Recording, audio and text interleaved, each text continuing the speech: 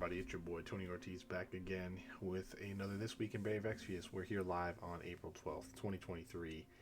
And thanks for tuning back in. If you watched last week's episode, did go a little long. We were playing around with a lot of higher level concepts, kind of trying to focus on what's going on with the game. What are some of the challenges they have in the market and so on and so forth, and why can't they, handle everything and all that, and what can we discern from that information. But we had not a lot going on last week. We don't have a lot going on this week. We'll just gloss over some of it real quick. And we did have a live stream on Sunday. As I mentioned several times before, I don't really watch those live, mostly because not only is it very likely to be on a holiday with the third Sunday of the month here in the North America, or at the very least, there's going to be other things I've got going on. So.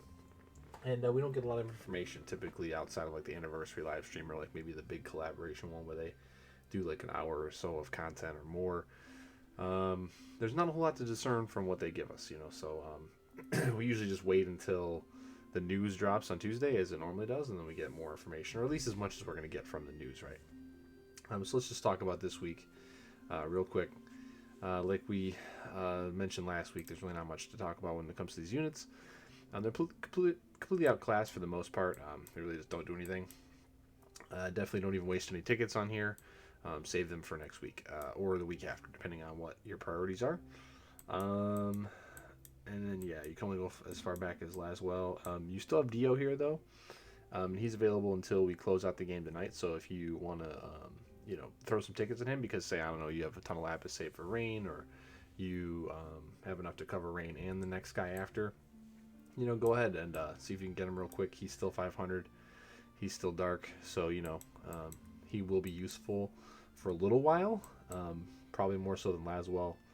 But again, we really don't know what they're going to do and what they're going to keep doing. It's very hard to predict because of the way Global works. We get a new unit that's supposed to be unique to us every month. And if those units actually do make it to JP, they get their kits changed around because they don't have morale over there.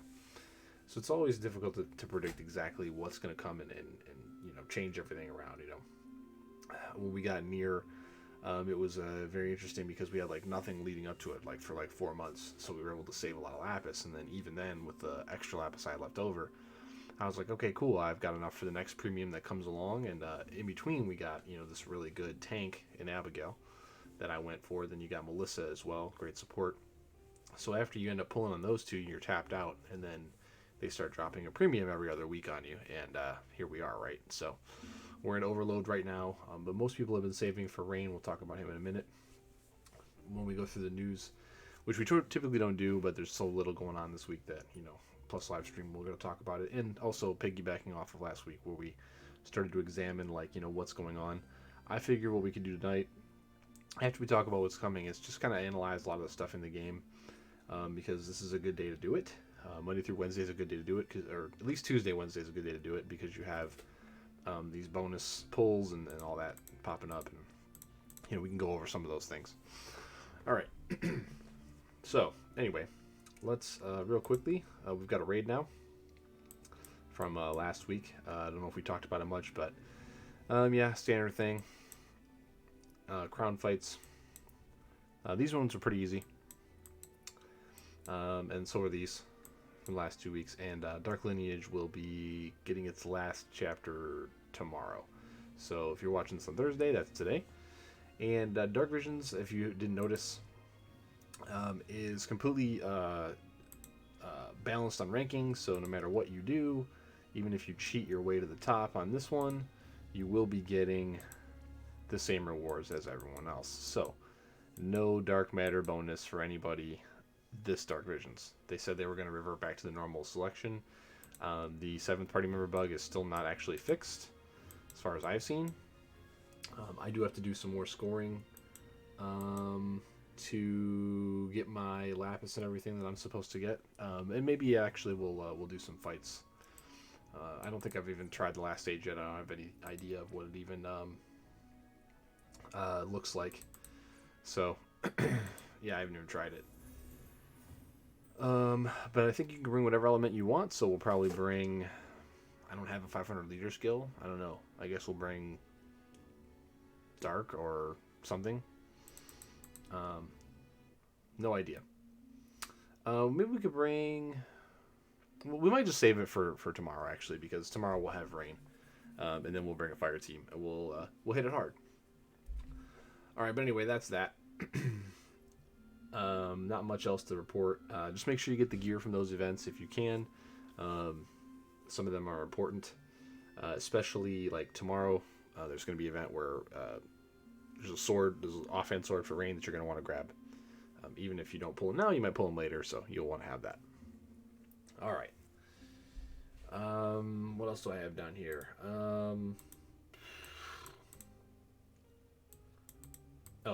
The only note I have before we start talking about the new stuff is please remember to keep in mind that in every 6 months or so there's a major event in this game. So, there's big anniversary, and then there's like year-end collab, or like big event where like something big happens.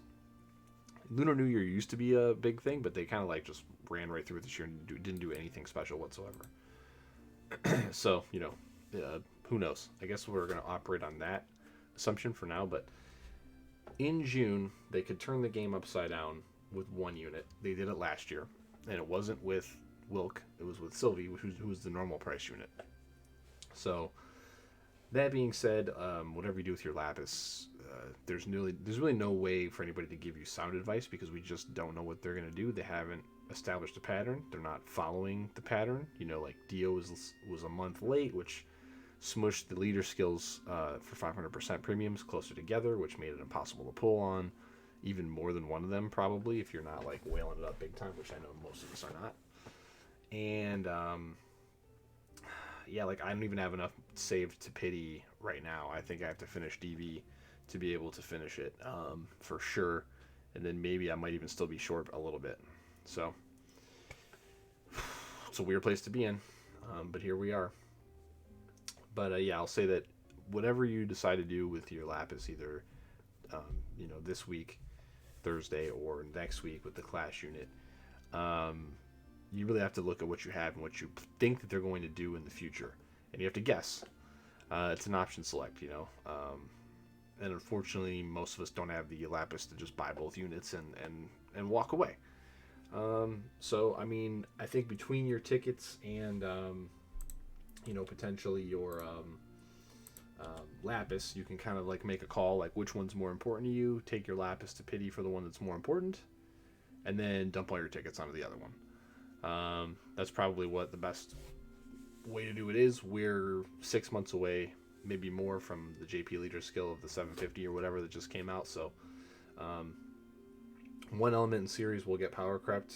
I guess this is their new plan, to do 6 months of a certain level of power via leader, and then force you to replace the leader with a premium unit if you want to stay at the top of damage. So I mean, I hope that Clash doesn't start to get balanced around these stats, but if it does, I think the game's probably going to be in big trouble, because a lot of casual players will not be able to keep up.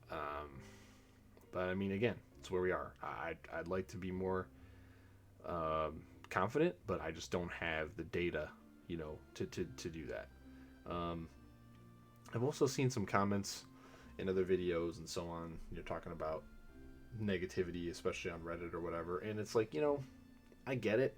You don't want to see stuff negative about something that you enjoy, but I think ignoring it is a mistake. Valid criticism is important, and ignoring it will lead you to, ruin, basically.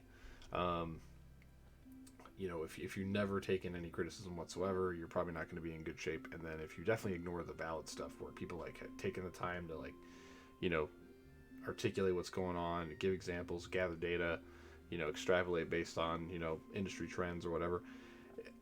I mean, I don't know if that's the way to go, especially when you're investing in a product that literally has zero return.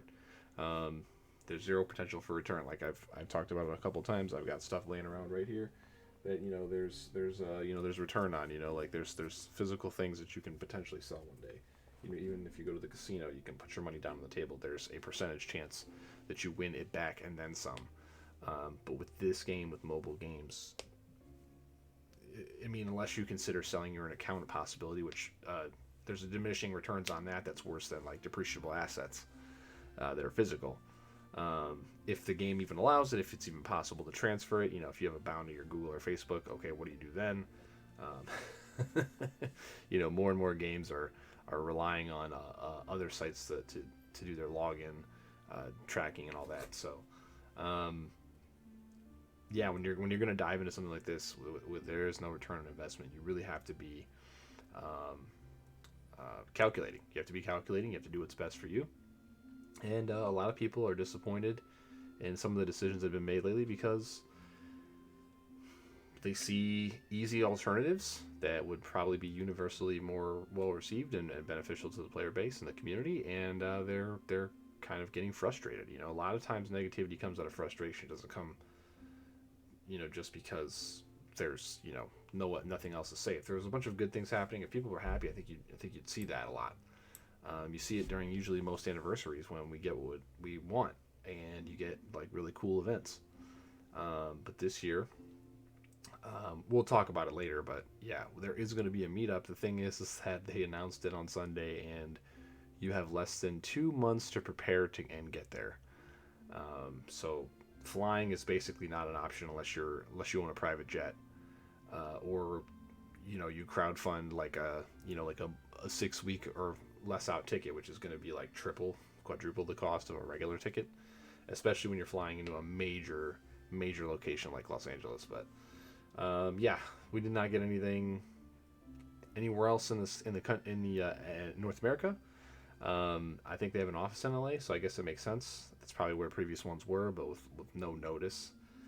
I can't imagine it's going to go well in terms of turnout. So I was thinking about driving in, but I just recently committed to something new, and I already have a vacation scheduled in June that I scheduled months ago, where I'm going to have to take time off for that. So taking an extra 4 or 5 days off especially to drive, because that would be the only affordable way to do it, and then spending 2 whole days just in a motel on the road to get there and back to where I live is I don't know, just doesn't sound like a good time. Doesn't sound like I'll be able to enjoy myself, and it's also on a Sunday, not a Saturday. So you can't imagine it's going to be very long, and we don't have any details. I said we were going to talk about it later, but I guess we'll just talk about it now.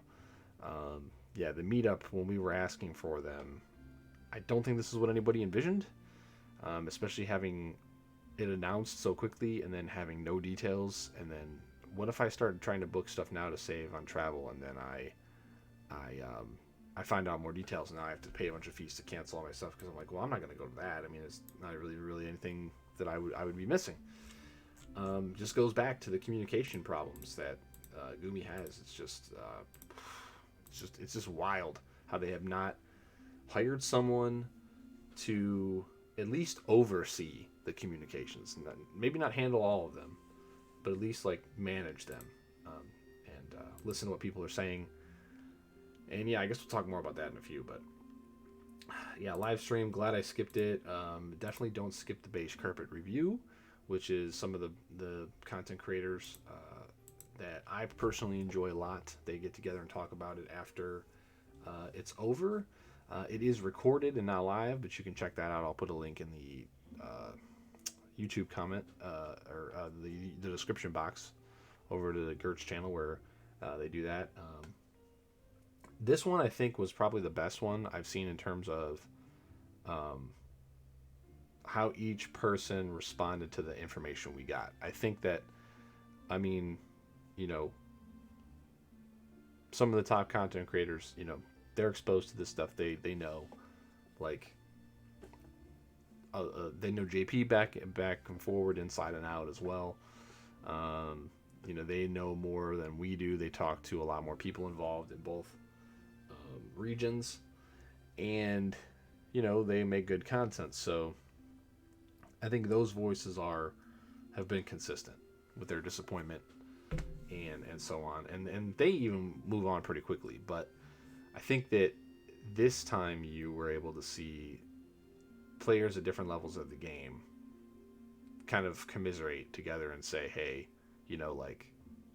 this isn't a great direction. And we're getting like little bits of what we want, but it's so little that, and they shared some personal stories of, people that they know that used to play every day now that haven't logged in for a long time. And, um, that's data. It's not, it might not be the norm, but it's not something to ignore.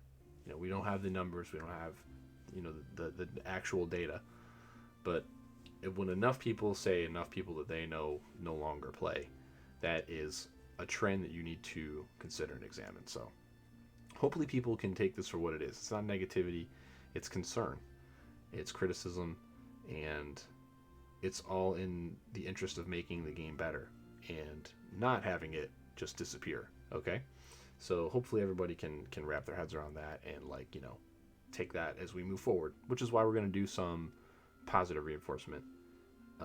Even though we didn't do a whole lot of negativity last time, it was very long, so we'll do some positive stuff at the end. But let's just cover what they went over because it's all in the news now.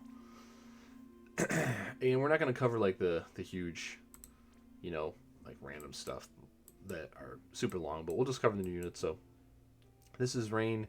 They changed his name for Global. He's basically the same though in terms of his JP kit, but he's getting buffed. So like that cloud thing that they did, where they said they probably wouldn't do that ever again. It looks like enough people are probably planning on pulling this unit that they want to make it worth people's while. And maybe they know that after they've stacked a few of these on top of Clash units that it is overload, and they should be putting something extra because we're pulling for these premium units and all we're getting is a leader skill. We're getting nothing else. So Rain's going to give you more than just a leader skill, thankfully, especially with his buffs. And then Fina is, she's not going to be like a top tier support here on Global, but she's pretty high tier over in JP still, and she's like 6 months old, more than 6 months old now. And you're gonna be able to get her with the coins that you use from pulling Rain if you pity, if you go to do Rain's pity. And so she doesn't use tickets; she uses the coins. It looks like from the description here, which is interesting. So that means that unfortunately she's here. So as you're pulling for your Rain, any secondary copies that you get that roll into the on banner will probably give you copies of her instead, which is immensely frustrating, especially for a premium, for them to not have separate step-ups like they did for, I don't know, every other thing that they've done prior to 2023, but here we are. And then you're not going to get a whammy here with pulling copies of Fina. She could theoretically be useful for you, especially if you don't have Sylvie. And, we're going to start getting these fights where units are locked by type or by series. So they do share a series, but they don't share a type. So maybe there'll be some time down the road where you're going to want to have her around to get you through some of that weekly content, especially if it doesn't get scaled properly to what most people have available. Let's move on to the one-shot banner here. This I absolutely abhor. I loathe it to death. I cannot stand any step that does not give you a pity ticket on it. I don't care if there's fragments here. We don't even get the 50-50 at the end. So I was watching some news videos yesterday, and they were talking about they couldn't remember the last time that anything was like this. And near would have been the last time we had a guaranteed on-banner unit at the end, I believe. But it was a 50-50. You either got A2 or you got 2B. I got A2 on mine. Didn't feel great. A2's not bad, but, obviously there was a star of that show, and this is the same here, except you don't even get a chance to get Rain here.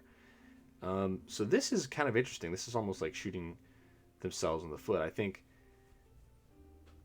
if you want Rain, you're just going to skip this completely. And you're going to go straight to his 20 tickets, and you're going to pull.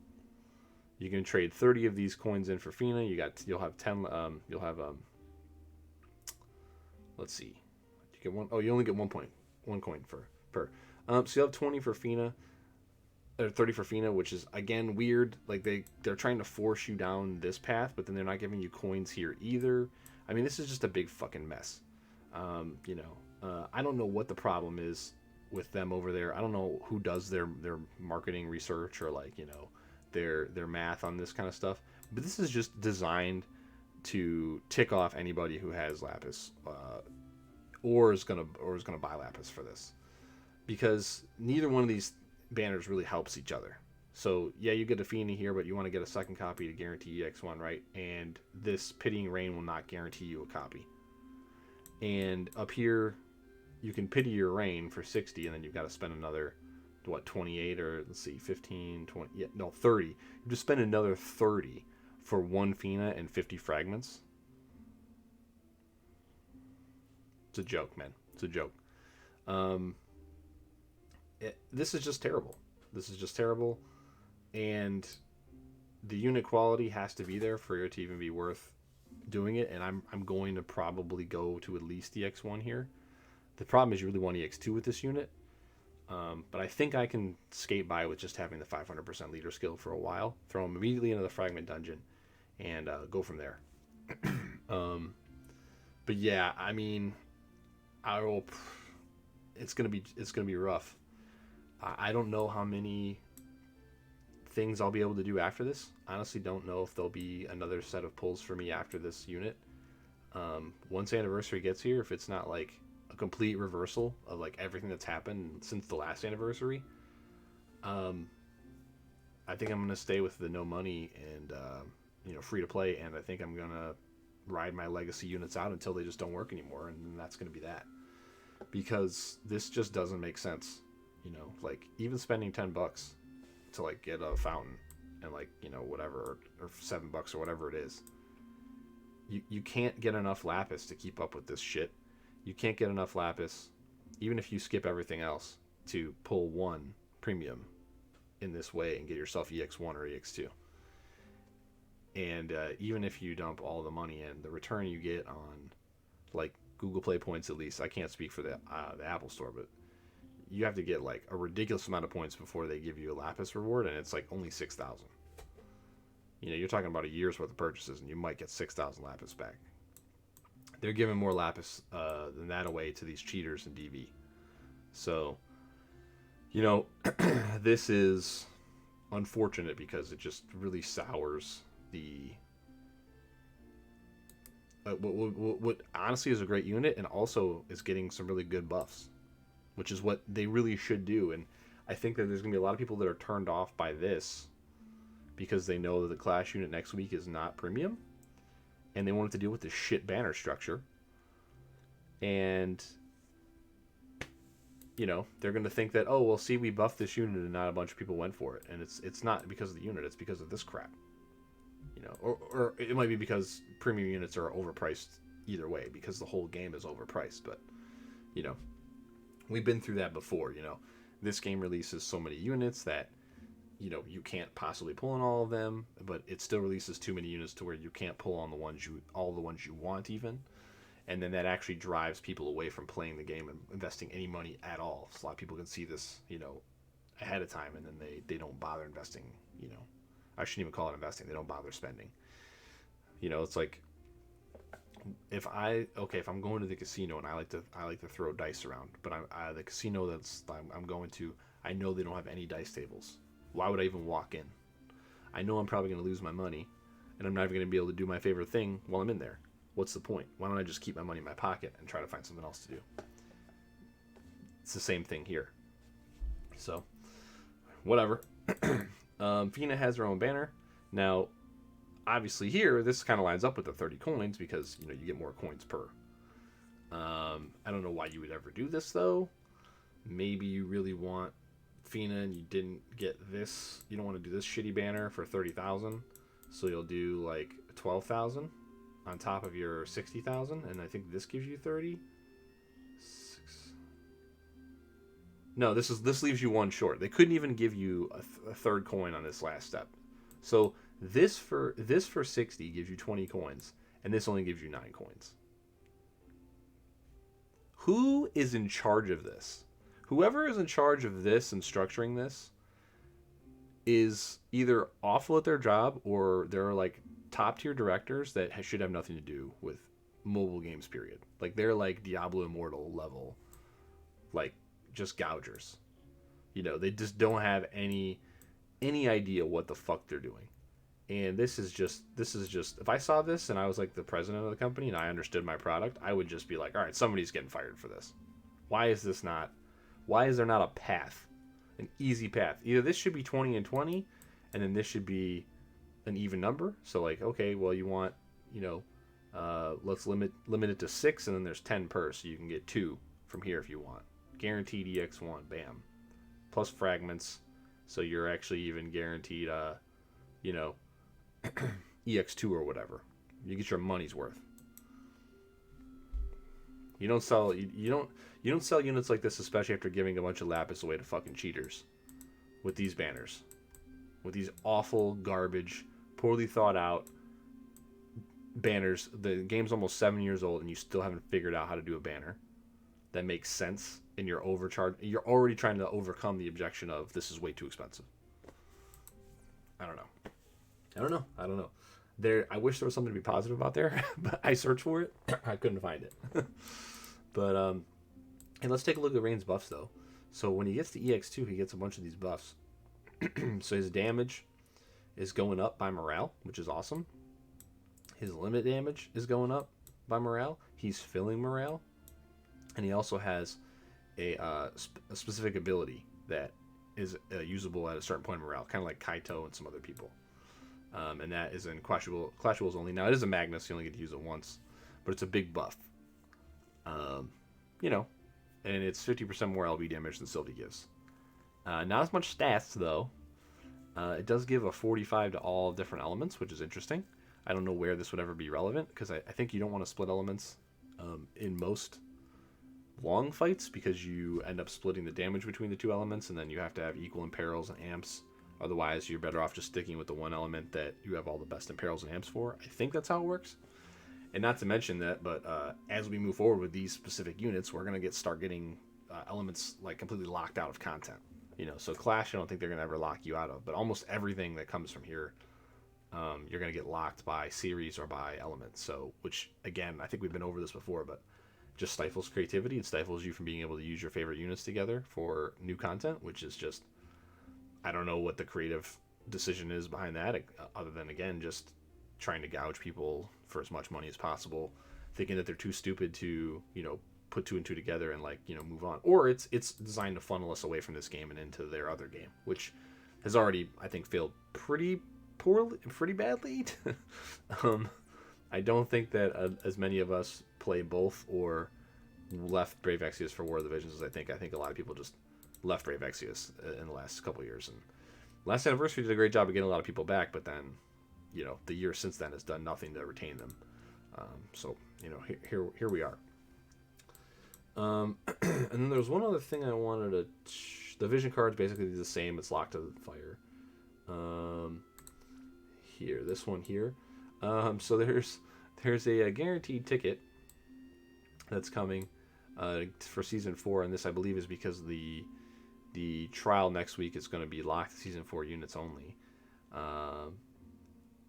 And it guarantees you a Season 4 pull. But if you look really closely at who's on here, Tyvis and Ish is not. Yeah. So, like, out of these units, there's only, like, one damage dealer that's anywhere near competent, and, like, that's old premium Tyvis, I think. Or maybe Ish after you crown her. No, I know only her break gets better with her crowns. So, like, I don't know how they expect you to do a 5-unit trial with only one damage dealer, and then 2 if you have Tyvis Ish, which at the time did not look like a good premium pull. I mean, it was only a good pull if you planned on going all in for Rain later, because they have a good imperil and all that. And they have tags, you know. So, like, but Rain has a tag. I mean, I don't know. It's so weird. Like, this stuck out to me. Again, right back to, like, who's designing these items. It kind of goes in hand though with, like, what they showed on the live stream, which is where people asked if they could get a better... Okay, so let's just do a quick detour to the live stream, because we're not going to talk much more about it, you know, than this. But the Q&A section last month was actually decent. And the reason it was decent is because Hiroki was on to answer the questions, and he's actually somebody who can make decisions, presumably. Whereas Tony and Justin or whoever else is on theoretically have no decision-making power, right? They're just interfaces between the community and the people who work on the game, as far as we know. Again, we don't know what their job titles are. They've never been mentioned. It's not like we have a community manager like we had before. We don't really know. They're just staff, unnamed staff. Shout outs to the staff. Okay. So they picked 3 questions that were actually relevant, and we didn't get 3 answers that were amazing. Like, we got 1 answer that was like, okay, yeah, it's coming soon, and then, you know, here's the date. And then we got 2 more, sorry, but we're probably not going to do that answers. And then this month we got 1 question that wasn't really relevant, but, like, you know, it would be if, like, we believed in Nagumi. You know, like, if we believed in Nagumi, like, this would be a good question. Like, hey, can we get these better tickets that, like, aren't garbage? And then they didn't even answer the question. They just kind of, like, were like, maybe. And it feels like Tony and Justin, or whoever's there, don't see the questions on the slide before the slide comes up. Do they not do any prep work at all for this? Because if I was part of that broadcast, I would look at that question and go, wait a minute. What's the actual answer to this? I don't have decision-making power. I want to answer this question if we're going to put it in the stream. I'd rather not even talk about it or bring it up or have the slide at all if I can't answer the question. There's a difference between no communication and poor communication. And honestly, I would actually take no communication over poor communication. Because no communication, you at least can throw your hands up and say, well, you know, we're too busy. Or, well, we don't have time for, you know, to respond, you know, or well, we don't have the money to pay, you know, a community manager to do all this stuff for us. But when it's bad communication, it's like, you know how when you order some food and you get the wrong thing, okay? And then sometimes you order maybe some delivery and, like, they forget an item and you don't get it at all. At least in the part where you don't get the situation where you don't get it at all, nothing's being wasted. Your time's not wasted. Your anticipation is not carried down the path. Like, you don't open the wrapper of the taco or the burger and then see that, like, it's got, like, the 3 things on it you don't want. And you're like, oh, fuck. Well, not only did I, you know, get charged for this and I don't want it, but, you know, it's also going to waste because I'm not going to eat it. And at least when you don't get something, there's the chance you don't get billed for it. You know, a lot of new modern stuff, you can get your money back. Thank goodness. But at least there's like, okay, well, they forgot it. At least, I mean, you know, honest mistake. Level of competence is higher in that scenario, in my opinion. Poor communication shows that they're doing it because they think they have to, not because they think it's valuable, or they don't think it's valuable enough to, like, you know, pay people that can actually interface with the dev team, and, like, or maybe the dev team doesn't have a direction. You know, we've been over these underlying issues. You can draw so many conclusions from anything and extrapolate it as needed, because when you have mistakes being made constantly out into public view and then no explanation, slow response, and so on, you know, that gives you all, again, you know, there's a reason, like, when you get yourself in trouble, you're not supposed to say shit. You're supposed to shut up, right? It's the same thing. I think that with their communication, as poor as it is, they always dig themselves bigger holes than they would if they just shut the fuck up. And you know what?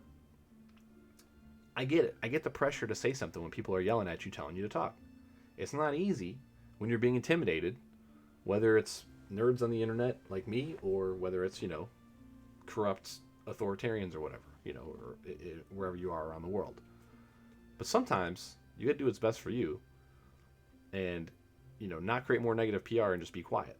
I'd rather have them be quiet and have, like, 4 live streams a year where they give us real information that's good and we can get excited about, than 1 a month where 8 of them are just useless and, like, the same amount of information we get in these news slides we're looking at right now. That's just me. Okay? And that's why I don't watch. But where it goes over another line is, like, why do you even have a whole QA section when you're not going to answer any questions? Just skip it. You know, don't put the people that I like a lot that watch the streams through that crap. And, you know, like, basically tell them, sorry, don't really care about what you have to say, or whatever, or at least be honest. Say, hey, look, our business model is this, that, and the other, like I discussed last week. This is what we have to hit to keep the lights on. So, just so you guys know, that's what has to happen. I don't know. I don't know what else to say about it than that, but who knows? And then we've got, what do we not have? Yeah, there's no news for the new unit, but there's the Clash unit that's coming next week. So not tomorrow, the 13th, but the week after, is a fire-based Clash of Wills unit. It's an old unit from way back in the game's beginning. And he's only got 300 leader skill, but it's the Clash, so that's interesting because it hits near. And he's got some better buffs than this Rain does. So that's kind of interesting, but they're only in Clash. So I guess you really have to do the wait. Like, do you think that they're going to overtune Clash to where you're going to need this guy? And then Rain's going to fall out of the Clash team?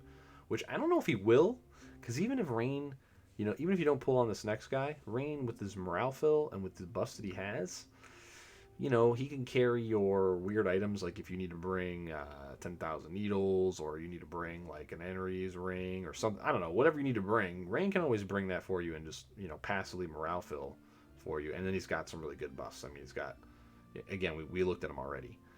And he's got 500 leader skills to BE units, which is like literally hits every Clash unit except for 2B basically, right?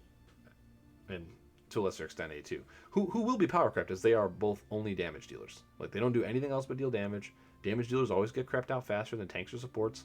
That's why I went and put the Lapis in Abigail. I went and put extra Lapis in to make sure I could get EX3 by around now-ish, because if they did overtune fights, you're going to have a much better chance of clearing them with good supports and tanks, and then, like, patching in damage dealers here and there.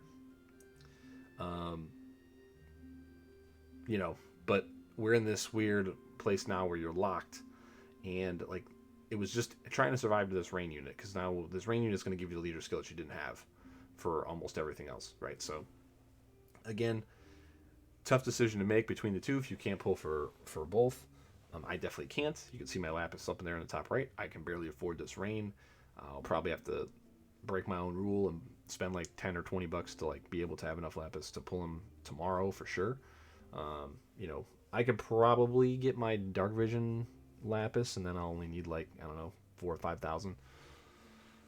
Or I could just wait, and like a few days. We'll see. I haven't decided yet, but I think I have to go for him. Now I could get super lucky and pull like 2 in the first 2 steps, and then maybe I'll stop. I don't know. That hasn't happened to me in a while though. The only good luck I've had all year so far, and the first quarter of this year has been Melissa really, off of tickets. Everything else, free summons, tickets, I've been absolutely cold as ice. And I did okay on Iyaka, I did decent on Nier, and I did pretty good on Samurai Chizuru, and everything in between. Outside of maybe Anniversary last year, it's just been really bad. So I've been doing really bad. I got Tsukiko a couple months after she was on banner. Like, those are like the highlights of my pulls. I've gotten a lot of JP units that aren't very useful, but I've been really, really short on useful units and pulling good rates off of banners. So, I have to make a decision, and I'm probably gonna have to go with Rain here. It is what it is. And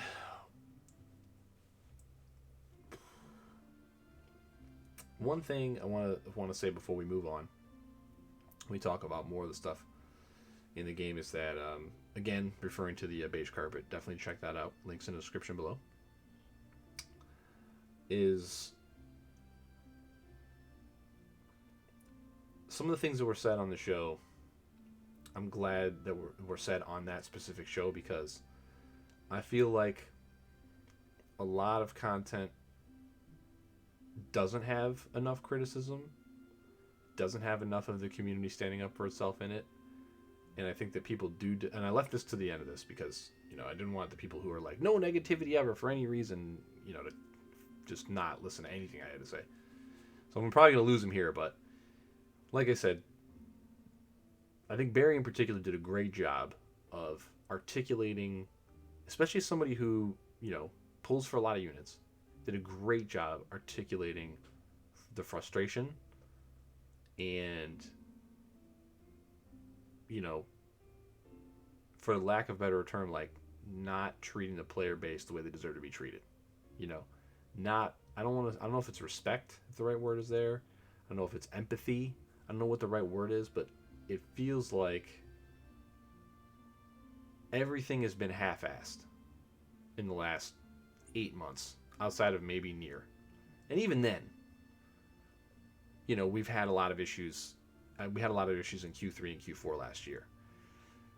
Sinzar did a great job of clarifying that the weird unit frames being all awkward and off and delayed and all that apparently in JP has been leveled off and does not happen anymore.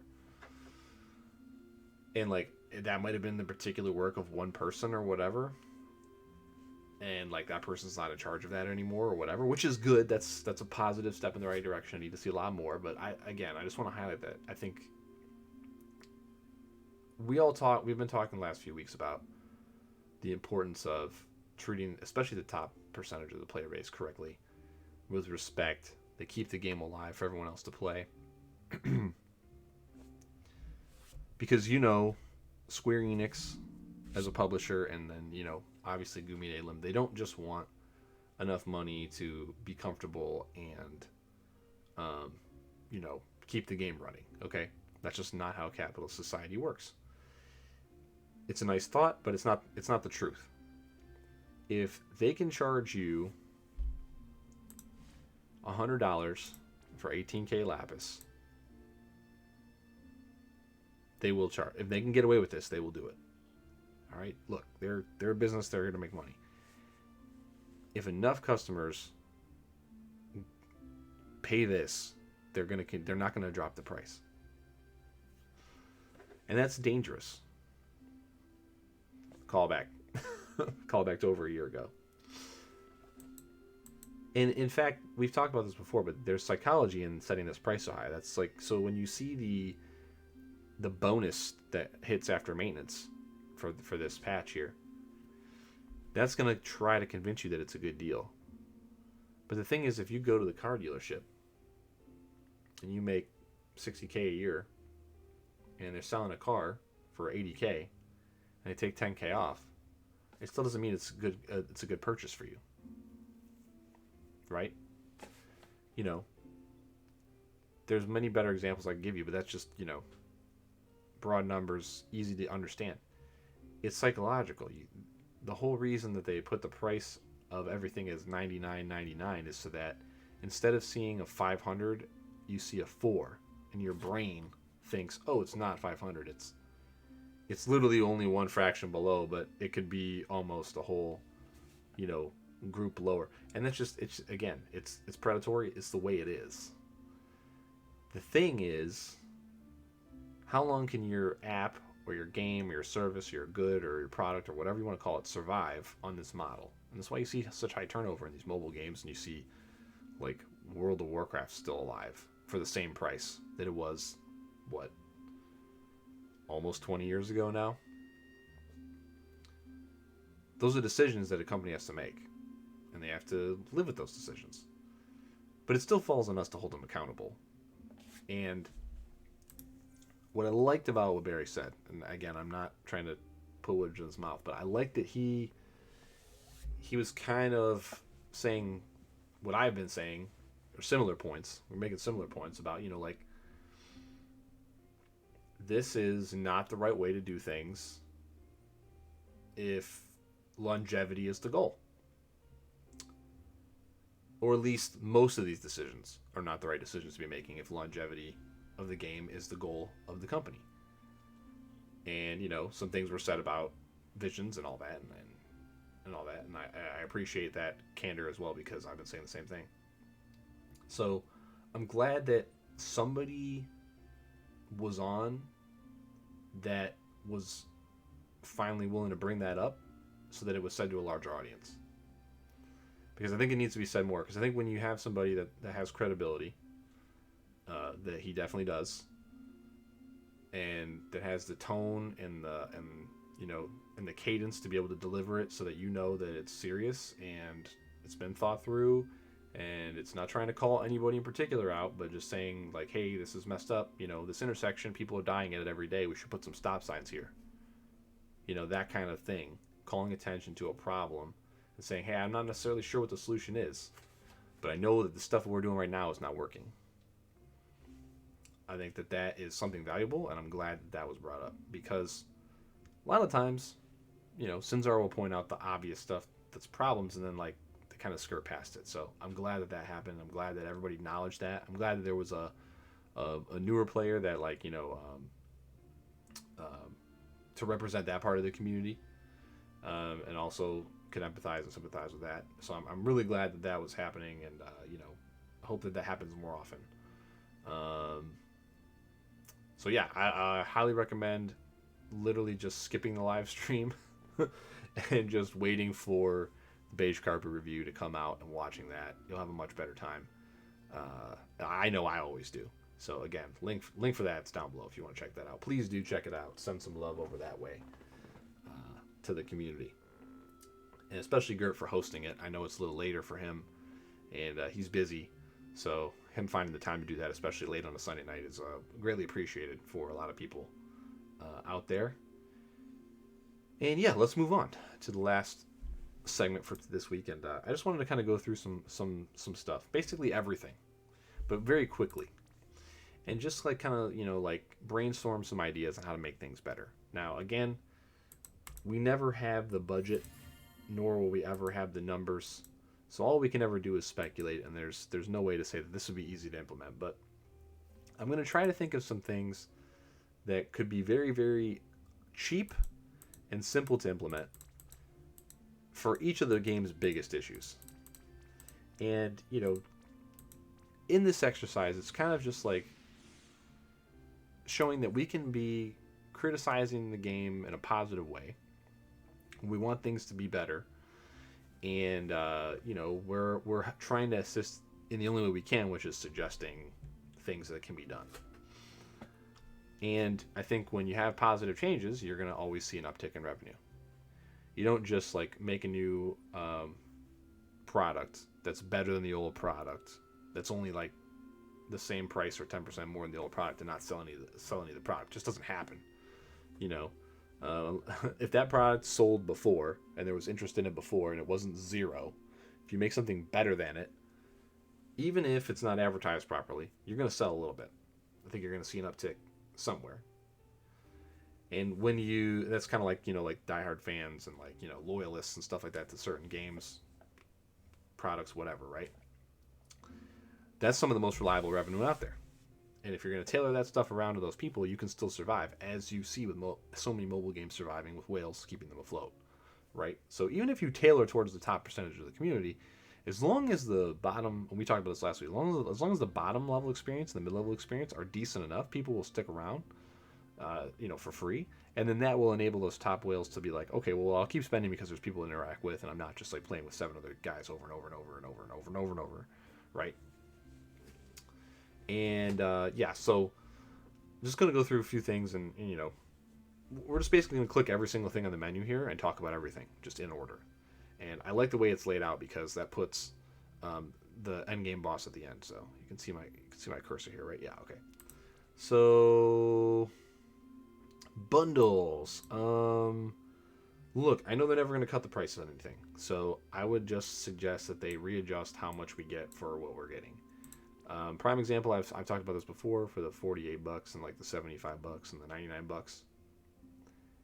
This is not a percentage that's acceptable for what it takes to pity a unit. Every unit, since this is a gacha, must be evaluated at its pity cost. The excuse of, I pulled it in 2 tickets, or I pulled it on my first step, when there's 5 steps to pity. Useless junk data. It is irrelevant, because more often than not, per se 50.001% of the time, that will not be the case for anybody going through the same scenario. Okay? If it was, we wouldn't be talking about it. If 70% of the people who pulled on a banner got EX2 before they even got the pity, no one will be complaining about anything fucking ever. Believe it. All right? So, 10,000 is not even a quarter of a regular unit. And we've done this breakdown before.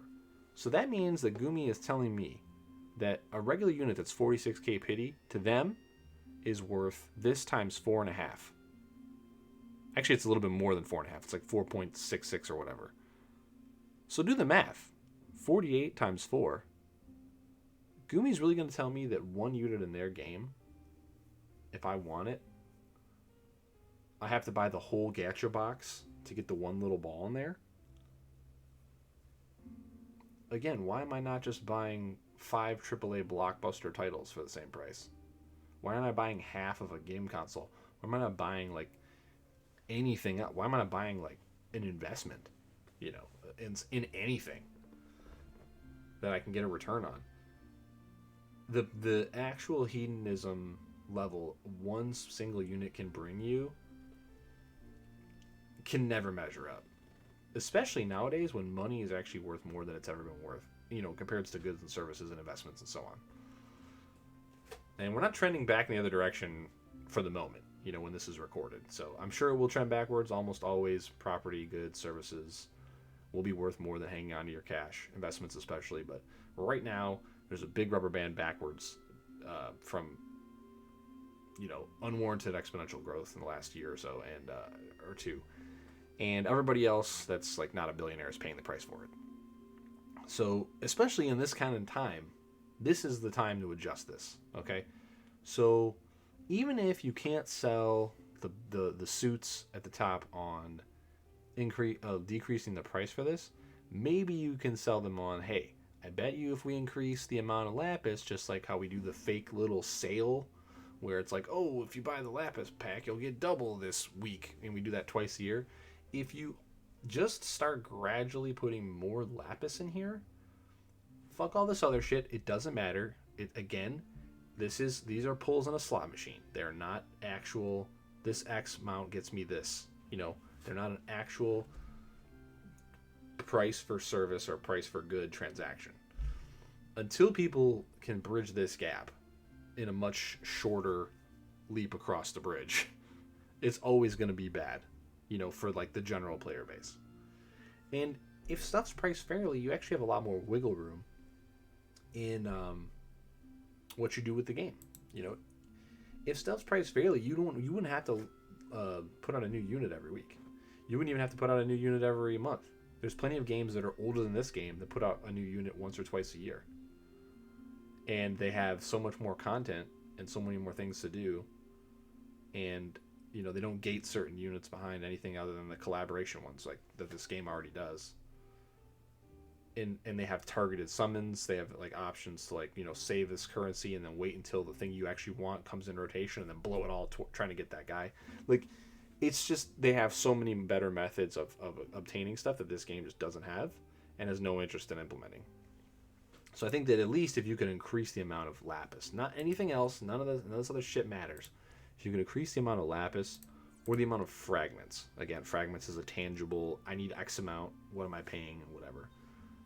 I think you could definitely reduce the cost of regular units here. And even that makes the dollar go farther. Even if you did this, reduce the cost of regular fragments, cut this in half, it makes this purchase, not hurt it, not as bad. Like, oh, that's EX3 to EX2 for this price. Even though that's still ridiculous if you were actually, going through it, you're still lowering the exponential death swing upwards. And you might get some more people to buy in, if you were able to do that. So that's all I'll say about the pricing. We've covered it in depth before. And it's so much more egregious in this game because they power creep everything so fast and they release everything weekly and you don't have a choice. If you want to keep up and do content, not just in DV or Clash, but starting very soon with weekly stuff that will get locked out, things that we don't have from JP, like if you miss Sephiroth's attack or whatever, you're gonna miss this other attack. We don't have the little area where you can go back and do those and they're evergreen. We don't have that. Global skipped it. which, before we move on, let's just talk about this right now. If they're going to be transparent about anything, the best thing to be transparent about is what the difficulties are and how hard it is to import stuff from JP to global. Because they always keep saying, like, it's way harder to change stuff than to add something that's new. And that's their main excuse, and I get that, especially from translation. But then my counter to that is, okay, well, how is it that you're able to import certain things and leave out other things? Isn't that technically a change? It's just a negative change. You know, like, if you can add certain pieces to the puzzle and leave these other pieces over here in limbo and then add them in again later because they're already bits of data, couldn't you just get more people to do the job and add everything in on time? And if you added stuff in on time, your revenue might go up. I don't know. I mean, who am I? Who am I to know or you know, try to make sense of this? But here we go. You know, the rewards wheel, I think this is useless. There's like no way to improve this. I have some other games where they want you to like watch a 30-second ad, you know, whatever. The thing is that the games that actually want you to watch an ad to get stuff, it's not a random reward. Like, one of them is like all the stuff that you would have gained offline will be doubled. That's tangible. Like, that is articulatable, and it is also reasonable. This is, the spin on the wheel is garbage. Half the time it's like an energy restore. What do you fucking do? I got 4,000. No way to fix that, in my opinion. I don't know. I don't really know. It's there. It exists. It mines some extra cents for them. Calendars. The calendar's not really a game feature. Crest passes. I like how with some of the passes, like, was it like 2 or 3 in the past, they put a bunch of extra stuff in. These are actually affordable. They reward you for logging in and doing all the events. The problem is if you get priced out doing all the events, this value falls off a cliff. And the rewards in them just simply are, like most of the things in global, they're years behind of what JP gets and, you know, devalued. So putting in a unique thing every month that is relevant to the events that are coming out that month, I think would be a huge step in the right direction. And then just upscaling the rewards like they upscaled Dark Matter and so on and so forth is, you know, once you get to a point in the game where you're swimming in STMR Moogles, you don't need STMR Moogles anymore. Alternatively, a suggestion that we could apply to a bunch of stuff that we're going to eventually hit is a currency trade shop where I can trade STMR Moogles or TMR Moogles for currency and then use the currency to buy something else that I actually need.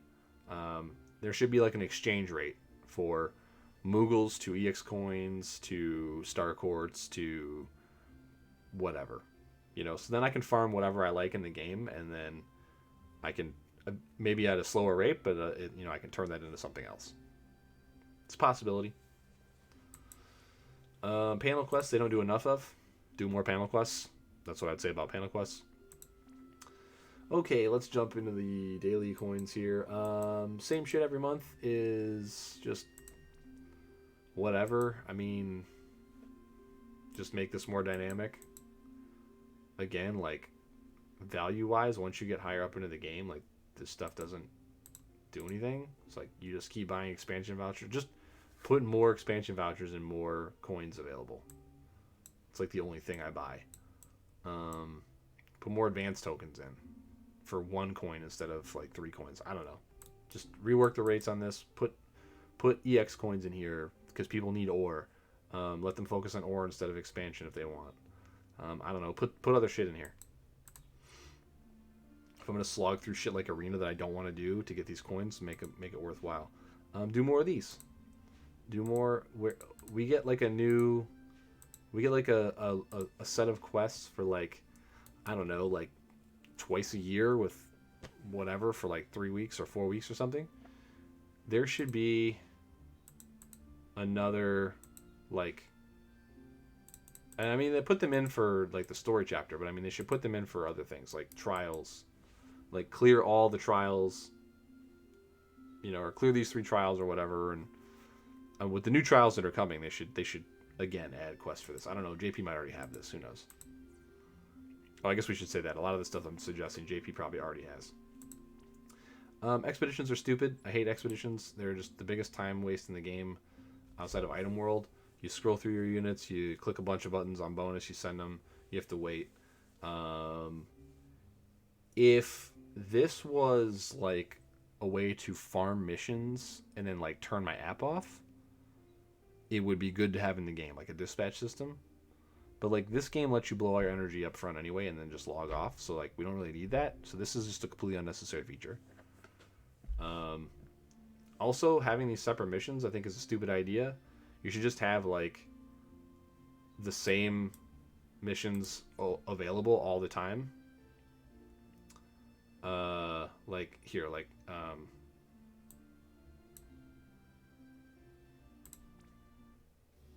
so you know how like all this stuff's always open now? They should have the same thing with expeditions. So there should be an expedition that has the reward for this. So this is what, like, these are the Esper upgrade stuff. This is like magicite. Yeah, so like magicite, crafting materials, pots, money, EX coins, whatever. Just have an expedition for like every single type of currency that you can earn in game. I guess you don't obviously probably wouldn't include lapis or whatever. Put it in here. Let me add X units, and then those units are unusable while they farm that thing, and then just have it on an infinite loop until I click the button to remove them. And then however many things I get per hour or whatever they're in there is what I get. Just have a return rate or whatever. Or don't even make me put units in there. Just make me upgrade it with, like, put that resource into the thing to passively generate it or something. I don't know. I got to come in here once a day and click the button to get my rewards or something. Or just give them to me automatically. Every other game fucking has this except for this game. It's like the only one game that doesn't have that. Dark Visions and Clash, those kind of warrant their own videos probably. Dark Visions I don't think you can change. You have to have a whale mode, and that's what Dark Visions is. I would just say the obvious. Stop being lazy and nonchalant about policing it. Like, pay someone or 2 or 3 or 4 people, however many people it takes, to police Dark Visions properly, to police the leaderboards, to investigate where the data is coming from. People that actually play the game, that understand that a perfect score is not possible with, out cheating, so that your whale mode is protected and like actually draws the revenue that you're trying to draw with it. I don't know how that one's not obvious, but there it is. Clash, more interesting modifiers. HP lock is stupid. Get rid of it. Put more HP on the boss, I guess, if the app can handle it. Otherwise, I don't know. Just come up with more interesting modifiers, like, that aren't as boring as, like, oh, it has 80% more spirit now. The HP lock thing, okay. I love changing my whole strategy because there's no point in doing more damage than X on turn 4. Like, you could use so many more strategies where you, like, build a unit up over, like, 6 or 7 turns, and then you could DPS them down in 1 turn. Just make it more ways to actually beat the boss. Yeah, I don't know. Raid let you spend all orbs at once. Do the same thing for this that you did for Arena. Fix that.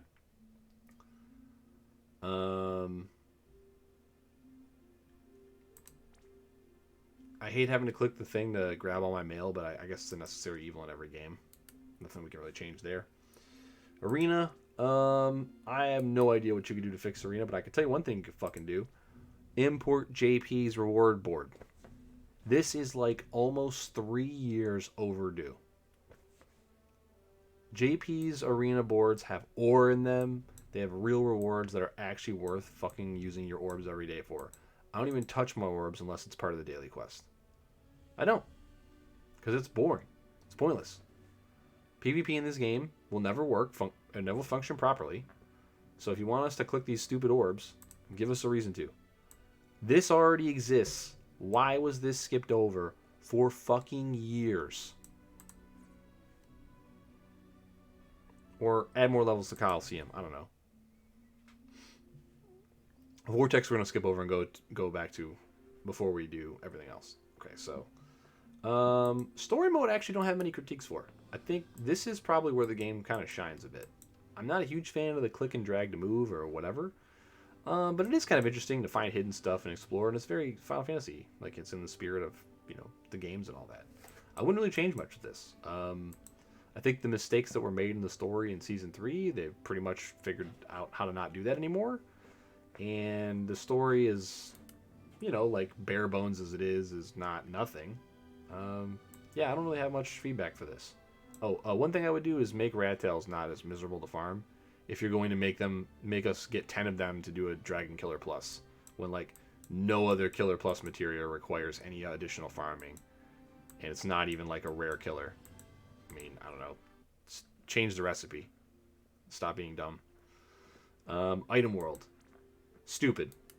This whole concept is stupid. It's the second most annoying thing to do in the entire game. Just let me click a button here and say, I want this. And then let me click a button down here that like does a raid, that like my units do a bunch of damage, or like I do like 5 turns of damage, and then I'm only subject to variance. And then when I fill up this gauge down here that says you need to deal 5 trillion damage to get this upgrade on your weapon. Okay, cool. Once a day I jump in here, I do a fight, I put 55 billion damage on the board. Okay, cool. 10 days I'll have this upgrade. There you go. Now I don't have to sit here and click orbs over and over and click upgrades over and over and pull a slot machine lever over and over to get stuff that's usually inconsequential. Stupid. Rework the whole thing.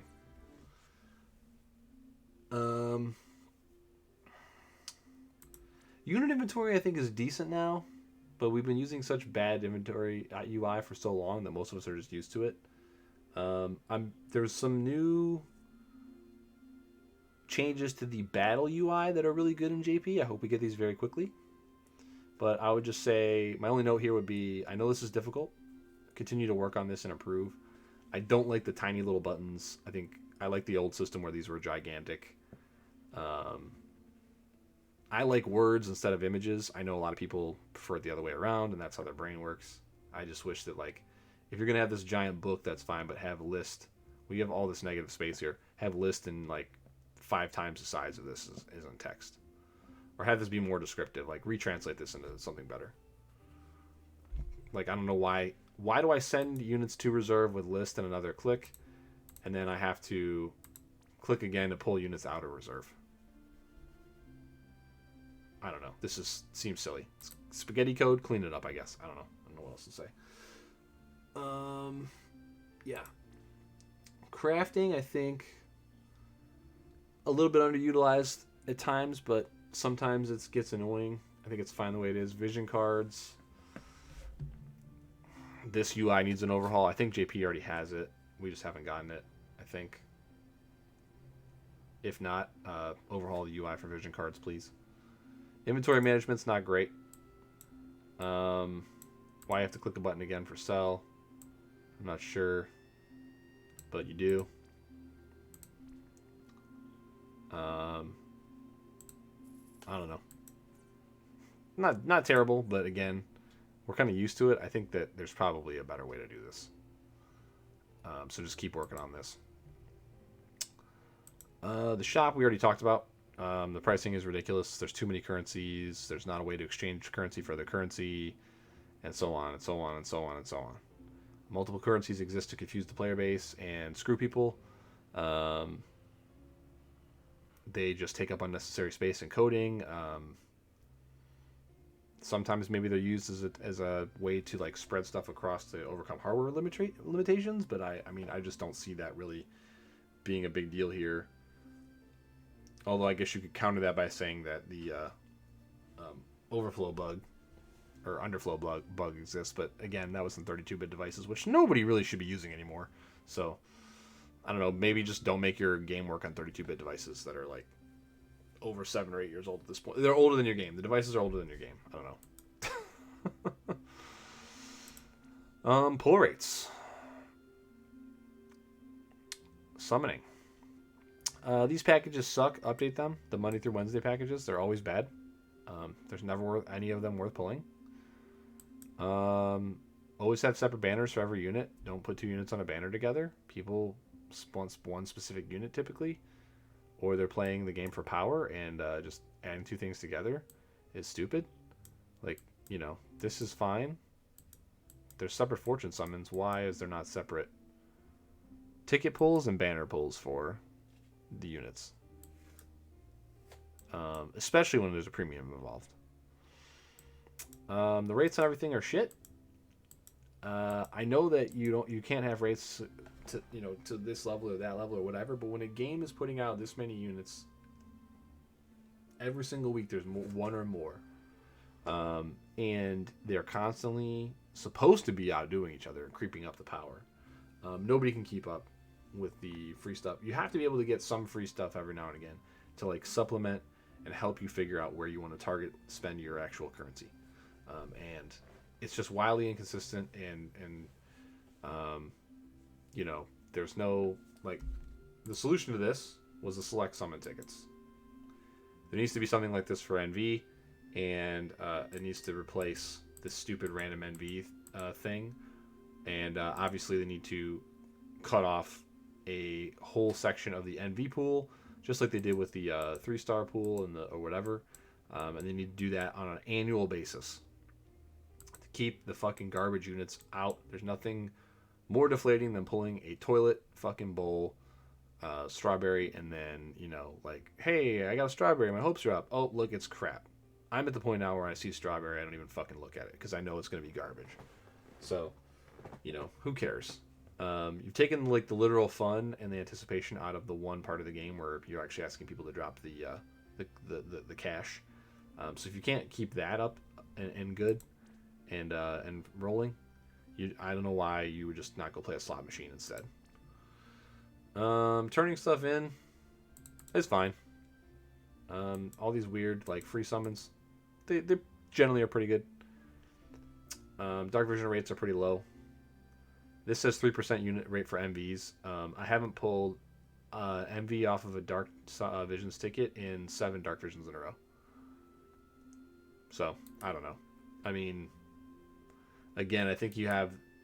There's so many other games where it's like if I did 5 passes of this banner, I wouldn't just get the guaranteed stuff from the banner. I'd also be filling up a little loyalty gauge, kind of like how you get VIP coins. You get VIP points.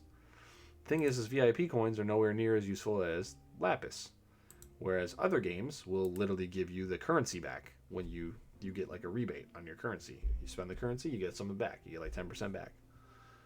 That's how you keep people from, to incentivize. What good are my VIP coins if I don't have any of the fucking units to buy the fragments for? And then you rotate these out.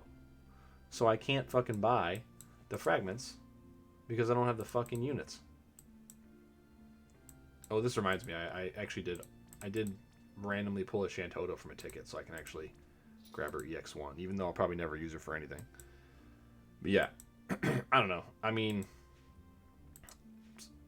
so many better ways. There's so many of these useless packages that they sell that nobody buys.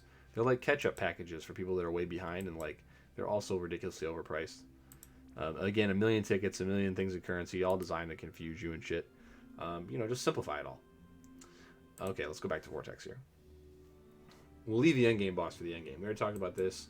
I get why they have to skip story events. Translation takes a long time. I get it. I think that if you just employed enough people to get the job done and you trickled it out slower, nobody would complain. And they just skip a bunch of shit.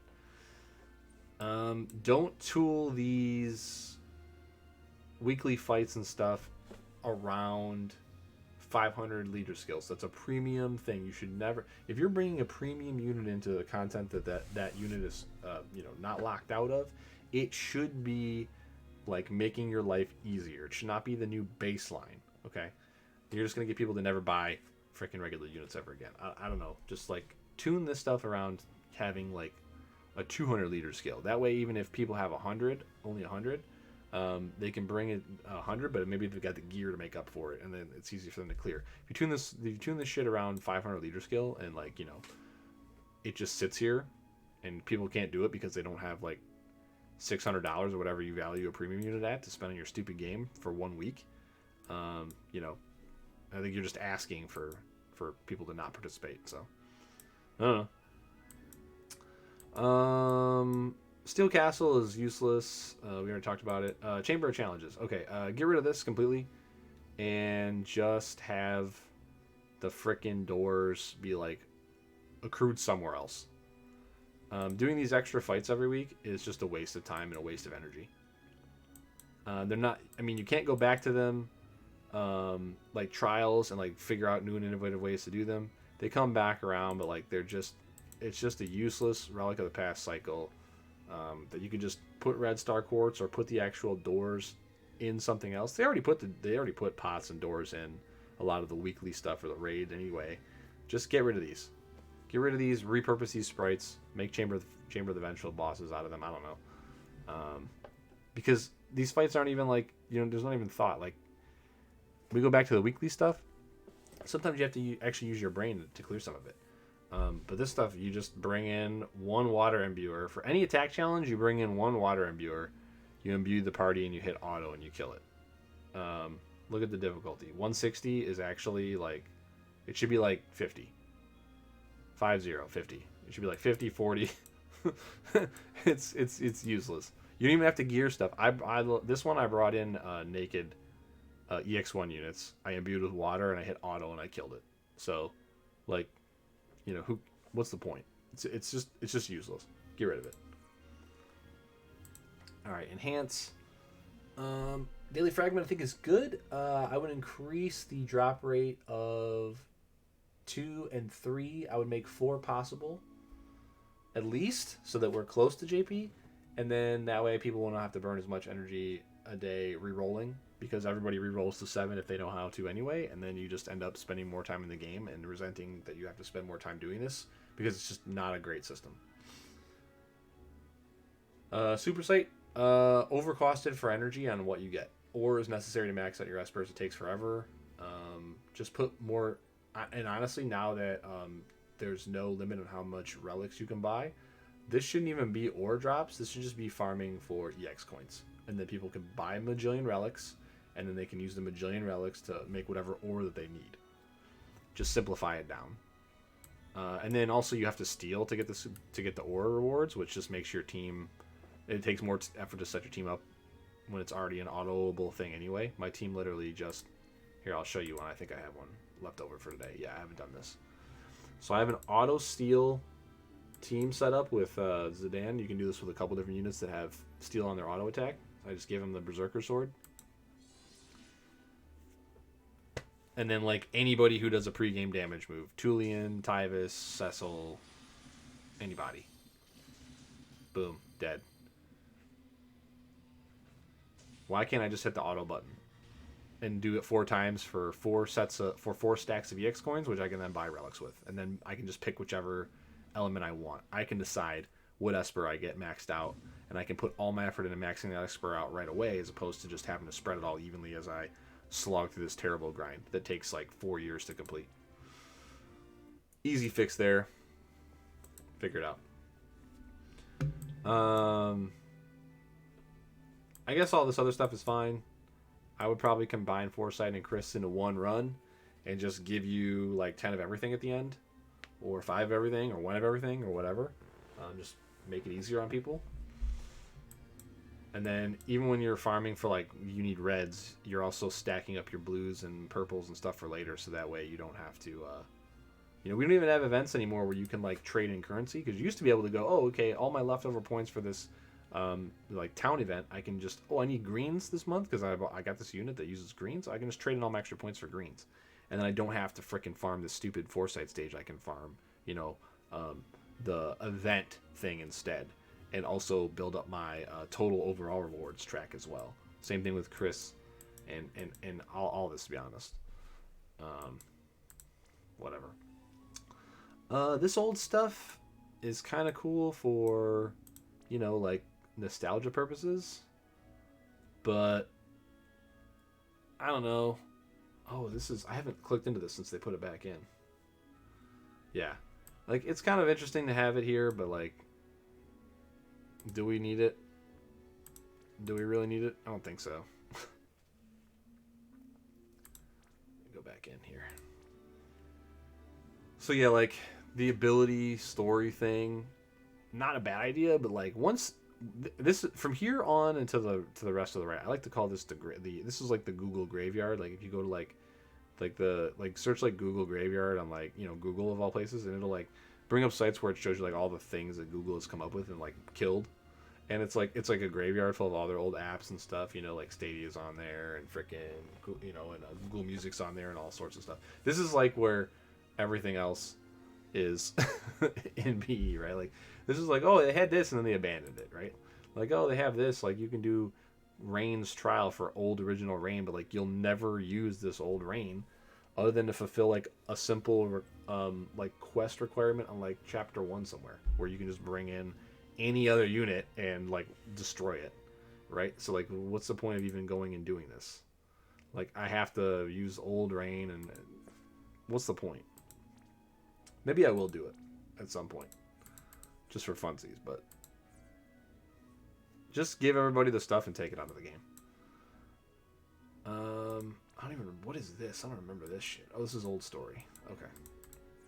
So it's kind of cool that you can view the old story. I like being able to view the old story, but like some of this stuff is just fucking worthless. Oh yeah, I still need to do this. I forgot about this. Haven't even tried it. Anyway. Series battles. These are cool. You get a lot of Lapis on doing all these from a new account. They're fine. 12 types is cool. Oh, did I not do the...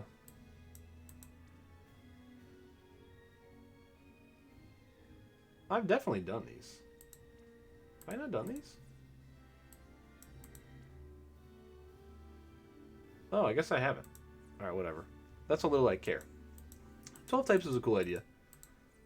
We're getting the new 12 types, which I think is... We're getting 8 for each element or something. I think that's what's coming. Fallen in Arms, again. Just old stuff that, like, these are old trials. These are all cool and interesting. Like, this is back when the game was probably at its peak. And, like, it's cool to have them here. I wish they would make new ones. I think that making new trials every now and again, going back with Chamber of the Vengeful and grabbing old morale bosses, like, at least once every, like, 6 months and putting it in here to where players can work on something. This could be a project for you. Like, working on Empress, getting all the way up to the unit challenge 6-6, or even 4 out of 6, wherever the you don't have to give like a Celestite rod or whatever unique reward. You can just give Xenostone and whatever. But like it's just like having something else to work on. The resources are already there. Gives people a reason to bust out some of their old clash units that they haven't used, in a while. That are decent for whatever fight from like 6-7 months ago. I don't know why they just abandoned it, but they already said that they were banning it, so that it's just dead in the water. Cool. And then all these chronicles to grab all these EX coins or whatever. They're here. They're necessary for you. Thankfully, a lot of events have started rewarding these now, so you never even have to come back to these. But they were kind of interesting, where you have to do like a series lock thing. We're gonna be doing a lot more series lock stuff as we go forward. Oh, I never did this Mark 12, eh? I might be able to do this now. I think I have more units from this. I think I have. Can you bring Riku? No, wait. That's 10-2. 12. Do I have a Balthier now? I don't know. But you can see, like, even I don't have everything done. And that's because of whatever reason, right? Like, oh, I don't really care about the rewards from this. Or I don't have the units that can even do it. Like, I honestly did not even try Advent. Because I don't have a Dark Leader. So I didn't bother. 12 types I think I could probably finish. I just haven't gotten around to it, I guess. Or, like, the strategies I saw, I didn't have the units for. And honestly, I'm just going to wait because I'll be able to take an imbuable rain to any of these and have 500% extra stats. So, I think once, like, leader skills got announced, I, like, didn't bother doing anything that wasn't, like, super easy. And I don't know. I think, like, there's a lot of things you could do. This is just, like, little suggestions for every single little thing that exists in the game. And then finally, the friends list. The friends list is trash. Rework it completely. everybody on my friends list should show up all the time, and then I should see a cooldown. So like when I go on my friends list, I pull up their unit and I use their unit. After I use their unit, I should see here on cooldown 2 hours, 49 minutes, 49 seconds, or whatever, right? And then that's when I'm gonna frickin' be able to use them again, and they should just show up on my list. Anybody I have favorited should always show up and always on top, period. And whatever. And let me actually scroll through the whole frickin' list. Let me scroll through all 200 people, and then put 10 more at the bottom. Or at least let me hit the recycle button, and it'll shuffle those people out and shuffle 10 or 20 unique people in at the top of the list, whatever. There's so many ways this could be fixed. The reason this community is so strong is because we enjoy using each other's units, talking about the game, and doing this. Not giving us a way to stay connected in game, properly use each other's units. It's just a huge missed opportunity, and it's a massive, massive disappointment. So, but there you go. Like, there's like a few little things, suggestions, if you will, that can be done. That can be brainstormed up in their office. And are implementing all those things going to be very difficult? Of course they are. You know, coding's not easy. You know, design is not easy. But if you care about the longevity of the game, if you care about the game sticking around, if you care about the community that's been built around it at all, and if those people like working at that company and enjoy their jobs, obviously more successful products is going to ensure that they stick around. So I don't think that it's them not wanting to do the work. You know, I think that it's executives that want to just put all the money in their back pocket and run away and make as much money as they can for the minimum amount of effort and the minimum amount of hands on the job. And it's a typical corporate scenario. And I hope that it changes, but I won't hold my breath. But like I say at the end of all these ones where we do a little bit of chatting, I like this community a lot. It was very helpful. There's very nice people in it. And there's a camaraderie that doesn't exist in the same way that... It reminds me a lot of old MMOs, so like with a lot less trolling. You know, like most people who play this don't have time to play an MMO or don't have time to play like a shooter all day. So like they're a little bit older. They got the shit figured out. You know, they're not here to mess around and be in with all that drama crap, you know, that oftentimes comes with other games. And I think that's a huge help. I think that the reason the community is a bit stronger is because everybody's sort of on the same page. And then also the IP, you know, like there's some of us that love Final Fantasy X and Final Fantasy 12 and all that. There's people like me who don't, but love other games. And like I'm willing to come to a middle ground with a lot of these people over the same, you know, IP like catalog. Some parts I like more than others, but we all came out to see the concert together because this band has different eras of music. They're going to play a little bit from everything, and everybody's going to get a little bit of what they like, and we can all enjoy and expand our horizons a little bit. I think that's something you can't really replace, and I think that's something that's only usually possible with really great IP. And I think this is a unique game, like I described last week. You just don't see turn-based games like this. You don't see games that let you dump all your energy and then like log off, and you can actually do everything in 20 minutes and be done for the day. To respect your time, you know. And I think it's a huge missed opportunity to let this game fizzle when it could have 3 to 5 more years of, you know, massive success. If I think it just was steered in the right direction, you know. I think the more you look at War of the Visions and how it clones other games, I think that, okay, you can make a clone of another game, you can cash in on that one, and like really just follow like, you know, the same method that these other companies are following. But you can also have a sister product to it, which is Brave Exvius, and you can run that the right way, and it's just additional revenue for you. You know, if you invest a little bit more in the product and you make a better product, you'll get more revenue. It's not that difficult of a concept, and I know that's a Western thing where, you know, like the greed is running rampant, and one thing I've noticed about the East is that they are starting to trend more and more towards the West. Like especially in Japan, it's a lot like the United States now, where like the average CEO and executives make hundreds and hundreds of times more than their average employees make, and it's just like, I'm not even calling for necessarily those people to like cut their salaries in half per se, but like, yeah, they probably should like take 10% of it and like, you know, put it down in bonuses to their employees, and maybe take 10% of it and reinvest it into the product. You know, we have those kinds of regulations and laws all over the place. Most companies don't follow them, but it doesn't mean that we shouldn't like try to make them follow them. And those are good concepts. That's how you future-proof stuff. You reinvest. You retool, and when it's not a utility, you run the risk of people just going, I'm over this and I'm out of here. And the problem is what happens if this happens to this app and it happens to War of the Visions at the same time? If you have a solid product that a lot of people like and that has a very consistent player base that's always spending a few bucks a month, let's say everybody that plays BE, let's say like 60% of people that play Brave Exvius are buying Fountain of Lapis. I know it's got to be way lower than that, but let's just say like 60% of your player base. The game's so good and it's so much fun to play.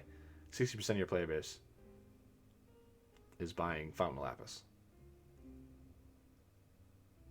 That's a lot of money. I mean, people pay for Netflix, they pay for Amazon Prime, they pay subscription services to play Final Fantasy 14. You could talk to your publisher at Square. There's over 1 million people pay $13 or more a month to play an online game that they have to be at a PC for. And you can't make a mobile game that has every single Final Fantasy game, for the most part, has units in it. It's turn-based. Your other like action versions of mobile games have completely failed. These are still alive. The turn-based ones are still alive. People love them. And you can't just like put the effort in to make a good product and treat people fairly and just be honest with them and communicate with them and stuff. I mean, I don't know. I don't think that's negative. I think that's just requiring a return for your cash and your time. You want a certain level of something in exchange for your time and your money, which your money is an extension of your time, right? So as long as that remains unbalanced, there's going to be difficulties. And I think that it's in Gumi's hands. Like, if they want to make this game last for another 5 years, they could easily do it. But it's on them. It's up to them. It's up to the executives. It's up to the suits in the ivory tower to decide if that's something that they want to do or not. Because they could cash out now, which is where they're trending. And make a little bit right now, and then make nothing from this IP for the next 4 or 5 years, where they could have made a decent amount. So it is what it is. I hope that it goes in a positive direction. I don't want to go to a different game. I might not even go to a different game. I don't know what's going to happen. I said it 100 times. Wherever this community goes, I'll follow, as long as the game isn't ridiculously terrible. Just to hang out with the people that are in it. But if they splinter off and they don't all go someplace, I mean, I don't know. Mobile games aren't necessarily a big part of my life. They never have been, up until I got some jobs where I would have a lot of downtime. And you're on a corporate company computer. You don't want to do anything there except for maybe listen to a podcast or two. But then necessarily you don't really want to do that even on their devices, because it's your private, personal decision of what you do with while you're waiting for phone calls or things to break or whatever. You're waiting for something to catch on fire to go put it out. So we all have these little devices now, and instead of playing on my phone, why don't I just buy a Steam Deck, which I can access like almost all the games that I'm already playing. I can put emulators on. I can play a Final Fantasy randomizer on my Steam Deck instead of playing this app on my phone, which is literally free because I already own 4 copies of Final Fantasy 4 or whatever. I got like 2 carts. I have a copy on Steam. It's I mean, that's the alternative, right? So that's a pretty strong alternative. I think you have to do a lot of good work, and you have to put a lot of passion and effort into it, and you have to be good to the people that pay this high price to play the game and to keep up. And sometimes you have to come big on a return. And I don't know. We'll see with the anniversary. We'll see what happens. I think that'll tell us a lot more. But yeah, I mean, all things combined over the last year, I think you don't really need me, if you've been paying attention, to help you draw a conclusion. I think it's pretty obvious. And it's a shame, because there has been a lot of positive stuff, but you can only be fair with the data you have, and the empirical data that I'm seeing, is a rapid downshift from where the game was. And we get a lot less communication, a lot less action, and when you stack on top of that cheating being allowed and nothing being done about it, and not being transparent, and not being respectful of the community, and you know giving us a fan meetup that we all wanted, and then giving us no time to prepare for it, and putting it in one of the most expensive places to be in the entire world. And I would love to know if there were any outside of LA. I don't really know, because I think when they were doing them, I think I started playing right before the pandemic. So again, I mean, I wasn't around for the first one, because I think I had already stopped playing, and I definitely didn't go to the 2 or 3 after that. So I would love to know if they were ever been outside of LA. I mean, somebody let me know where the other fan meetups were, because I think the Midwest definitely deserves one, and the East Coast definitely deserves one. And then I think that the Mid South probably deserves one as well. And you've got major hubs in all those places. You have Chicago, New York, Atlanta. You know, um, Toronto's a good option. Or even if you were going to do another West Coast one, I think that you could pick the Bay Area. You could do Vegas. Vegas is a lot easier to get to for a lot of people than LA. Everybody in the Midwest, we look at a Vegas drive and we're like, you know what? I could do that in a day and a half or 2 days. That's not that bad.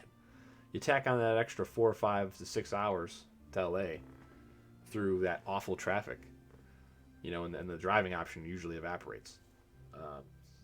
Plus, Vegas is so much easier to find places to stay. That's literally what that place is for. So even if you're going to do Pacific time zone, I think there's a better place to do it. I mean, you could even for the South, you can look at Texas. There's lots of options there. Especially Austin, Dallas. I don't know what the thing. It just feels like a last minute thrown together thing. A lot of people wanted it. Just because a lot of people want it, like throwing the worst version of that thing at them is actually detrimental. I think that's something they don't compute in their minds. It's like, okay, people want this. Let's not just like throw them a shitty garbage version of it and say, here you go, be happy. Let's take our time. Let's make a good version of the thing that they want, and then be like, hey, we listened to you. Here it is. And then boom, that's all you've done. If this was in September, when I understand trying to do it before it gets a little bit worse for weather for travel, but like if it's in LA, you can literally do it whenever you wanted. I don't mind sitting on a plane having it de-iced to fly out there in November or anything. But if people are going to take time off from work, which obviously they have to do, how do they pay for your game if they don't work? And then to have it be in I would see the same problem if it was in New York as well. I'd still want, or any major city, I'd still want some time. But when you're looking at New York, LA, 2 of the most expensive places to go in North America, especially when it comes to flying there, and then staying there, and then getting around in those cities. If I'm going to come in for BE to LA, I'm not just going to stay there for 1 day and leave when it's a 32-hour drive. Well, for me, the way I drive, it'd probably be about 29. I think Vegas is like, I can get to Vegas in about 26. So LA with not a ton of traffic on my way is like 29, 30. Imagine somebody coming from New York. You're talking about 40 hours almost. Even if they drive super fast across most of the country. That's 3 days. I'm looking at 2 days minimum of driving to get there. And I'm probably dumping, let's see, even with my hybrid. Okay, I have a hybrid. I'm dumping, it's a little over 2,000 miles to LA, I think, from where I am. Actually, no, it's more like 2,500, 2,250, 2,500. So that's 5 tanks of gas there minimum, probably, and 5 tanks back. So I'm already at what it would cost to fly if I was able to plan far enough in advance to fly. So I would just want to fly. But if I try to get a ticket to LA right now to stay there for 3 or 4 days, even if I do like a Thursday to Tuesday kind of deal, the cost is going to be like 4 or 5 times what it would be if I did it with 6 months in advance, or even 3 months, even 3 or 4 months in advance. You can get a way better deal than less than 2 months in advance. Especially with the market the way it is right now, airlines trying to make back all the money they didn't make during the pandemic. Flights are ridiculous. It's actually probably cheaper for me to fly from where I am in the Midwest to Europe than it is to fly to LA. Right now, if I went and looked at tickets, I bet you I could get a flight to London for cheaper with one connector than a direct flight to LA, or even a flight to LA with a Vegas connector from where I am, and I'm in Detroit. So, like, I could even drive to Chicago, take about 4 hours, fly out of Chicago to LA direct, and it's probably still more money than a flight from here to across the Atlantic, which is ridiculous. And that's when I'm planning in advance, and it's going to be even worse, you know, the closer you get to the date you want to actually travel. So, as much as I'd love to make it out to there, to the thing, and you know, if my changing jobs would have lined up perfectly to where I was getting paid, you know, until I started my new gig, if they would have just, you know, waited a few months and then do it, you know, I went through what I went through the last few months now. Oh, absolutely. I got friends out in California. I already reached out to one. I was thinking about maybe still trying to pull it off, but like I'm just going over the numbers.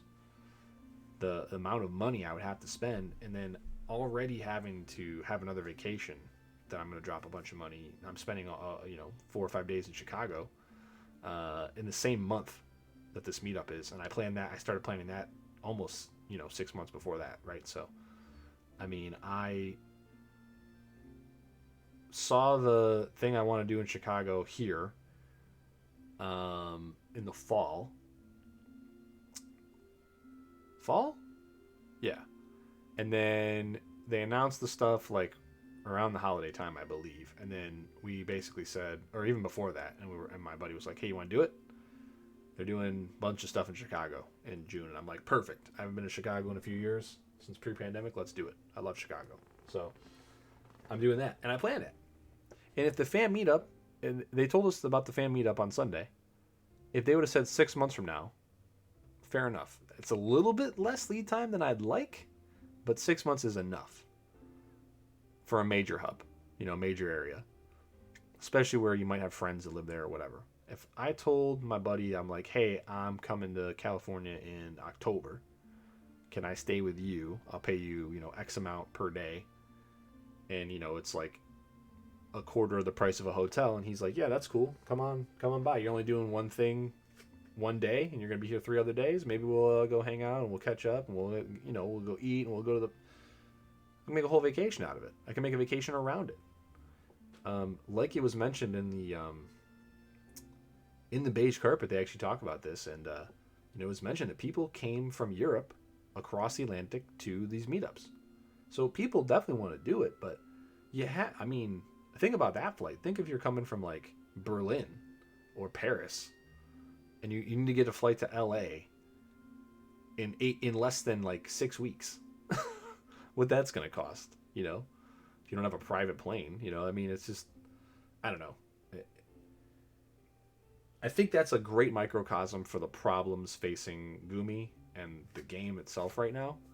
And I really hope that there's some reevaluation and somebody who actually loves the product is given a chance to like steer the ship in the right direction, because I think the people on board right now, I think they like the product a lot, but they just don't understand what the regular daily player goes through, or they've got suits in the way telling them that they can't do all the stuff, or they can't even do half the stuff that they really want to do. And I think that a good turnout at a fan fest would be a great tangible thing that they could have shown these suits that are making these bad decisions, like, hey, the revenue's there if we just, you know, do what we need to do to go get it. And I think that's a shame that we're probably going to miss out on that. Most of us are going to miss out on that. So, yeah, it's disappointing. We got what we asked for. We just got probably the worst possible version of it. And I don't know, maybe we'll get lucky and they'll announce like an East Coast one, which would be way easier for me to make. Maybe they'll even announce a Midwest one. Maybe we should organize one ourselves. I don't know. Let me know what you think. I think I was talking about it months ago. I said that Chicago would be the perfect place. It's an easy place to fly into from a lot of places. It's a very easy place to drive into from almost everywhere. Or even, like I said, I think like a Texas, one of the major cities in Texas that's centralized, or maybe like Atlanta is also a good shout. Atlanta is one of the easiest places to fly in and fly out of in the country. It's a major hub. There's a lot of options. Toronto, for the Canadian players. It's a great place to fly into, great city to spend time in. And Vegas. There's always Vegas, man. I mean, it's going to be way easier for me to make a Vegas event than a California one. A Vegas event in like September or something. That's something because Vegas is built around people taking 2 or 3 day flights in and out. It's those things are always available and much easier to get a little bit closer to the actual time that you want to go. There's way more options. So I think that they didn't take any of those things into account. They probably just said, "Oh, we have an office in LA, so it's going to be in LA, and we're just going to do it, somewhere really close that's cheap." And it's like, I don't know. I hope more than like 50 people show up, but I don't know. I don't know what it's going to draw, especially if it's not like tied in with something else, that's going on in LA in that weekend. So hopefully there's some other big event in gaming that draws more people, and then they can piggyback off of it. We'll see. We'll keep your ears pressed to the ground on details for that. We've gone quite a bit long, but we're going to go like significantly less than we did last week. So 2 long ones in a row. Here we are. Boom. But we'll try to keep them short from here on out till an anniversary. We'll do a big anniversary blowout show after the anniversary in June sometime. I don't know when that's going to be. I might have to wait a week or two. Like I said, I'm going to be out of town and not focused on the game for a while. It'll be the first Wednesday that doesn't have a show, actually, since I started this thing. So, yeah, basically, like, we'll hit a year and then we'll finally take a week off. But yeah, we're going to keep them back down to the news from here on out. Well, of course, we cover the beginning of the month stuff when it's relevant. We'll cover the live stream news on the Wednesday after, as we normally do, because it did happen this week. But thanks everybody for hanging out and watching these longer ones, helping me collect my thoughts and stuff, helping me, kind of just get a feel for what we want to do and what we want to say when we get down to the nitty gritty of the year in review show. We'll call it like this year in Brave Exvius or something. We'll do it the week after anniversary or whatever. The week after the unofficial live stream and all that. And we'll kind of just talk about the game in general, like ups and downs of the previous year, where we think it's all headed, stuff like that. So keep an eye out for that. And if you want to hang out with me or watch these live, you can come check this out on Twitch. Link will be in the description below, of course. We do this every Wednesday. We sprinkle in a couple extra streams here and there throughout the week. We try to do Sundays.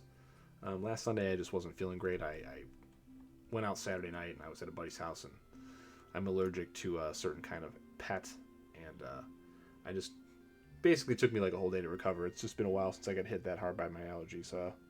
Taking shots, I take pills for him, but for whatever reason, his animal just like definitely did a number of my sinuses, and I didn't want to be blowing my nose all day Sunday, so I did a little bit Monday night to try to make up for that. But typically Sundays is the day where we try to, we get home from family stuff earlier in the afternoon, and then we try to wind down a Sunday with some gaming, and that's usually always random stuff. But sometimes after the show, we also will continue to play something else or Brave Exvius after that. So check us out there, and keep your eyes posted to the Twitch channel for live stuff. And I've been getting back into Warhammer Darktide recently. I've been enjoying it.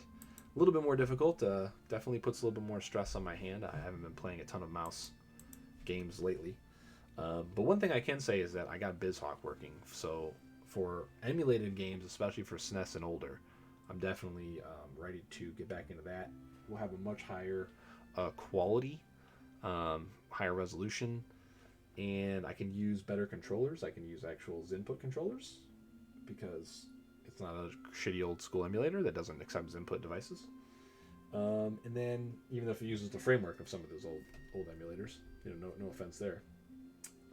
And then hopefully I hope to get other games working like PS1 and maybe even some newer stuff, and we'll start playing some of that. Not a bunch of new stuff coming out is not up to speed. Well, then we'll just play the classics. And that's the plans for moving forward. So once again, thanks everybody for coming, hanging out, watching this on the replay, on demand. And don't let anything that's going on in the game get you down. Remember, the most important thing in your life is going to be what's going on up here. Take care of this first. If this is ever getting to you in any way, put it down. It'll always be here when you come back, provided that Gumi doesn't do something crazy. And honestly, if it goes that way, that's just the way it was always going to shake out in the first place. Consider yourself getting out early, reducing your mental stack, whatever you need to do. But yeah, if you ever get frustrated by something like this and it's not a net positive to your life, don't be afraid to put it down and get that all sorted out before you come back.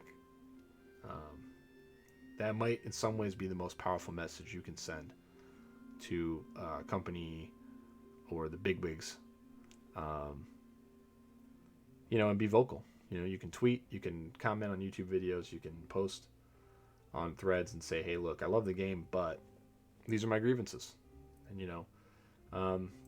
I think that's a positive thing. Whatever people want to say, I think that's a positive thing because it's showing that you care enough to at least share what's going on in your head and in your life. And if you didn't give a shit, you would just turn it off and bounce, right? If you didn't care at all. So I think there's value in that. Don't stop delivering those things if your mental stack can allow it, and make sure you manage that mental stack. And we'll see you soon. Take care, everyone.